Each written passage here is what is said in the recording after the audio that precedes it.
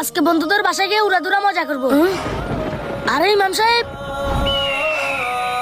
এই কোথায় যাচ্ছিস? না না নামাজ পড়তে যাচ্ছি। আরে নামাজ পড়তে যাচ্ছিস মানে? তুই কি জানাস না এখানে 3 দিনের জন্য নামাজ মাফ? মাফ হয়ে গেছে? হ্যাঁ, ব্যাটার বল নিয়ে ক্রিকেট খেলমু। নিয়ে আসতেছি। ইয়েস, এই যা শুভ বল কর।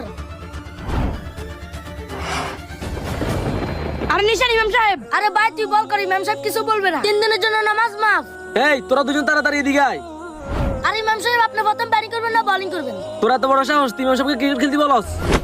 আরে ইমাম সাহেব আপনিও তো আমাকে ক্রিকেট খেলতে বলছেন, আবার আপনি আমাকে মারতাছেন। হা হা হা, তোদের যে ক্রিকেট খেলতে বলছে সেটা ও না, সেটা হচ্ছে আমি। হা হা হা হা। আরে তুই কে?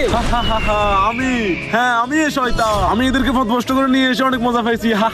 মুসলমানদের নিষ্পাপ শিশুদের খারাপ পথে নিয়ে যাস শয়তান। হ্যাঁ? তোমাদের ইমান এত দুর্বল কেমনে হয়েছে? নামাজ তো আমার নবীর জন্য মাফ ছিল না, তোমাদের জন্য মাফ কেমনে হবে? তোমরা দুজন আজ আমার হাত থেকে বাঁচতে পারবে না। দাঁড়া, কমেন্টে আল্লাহ লিখে যান।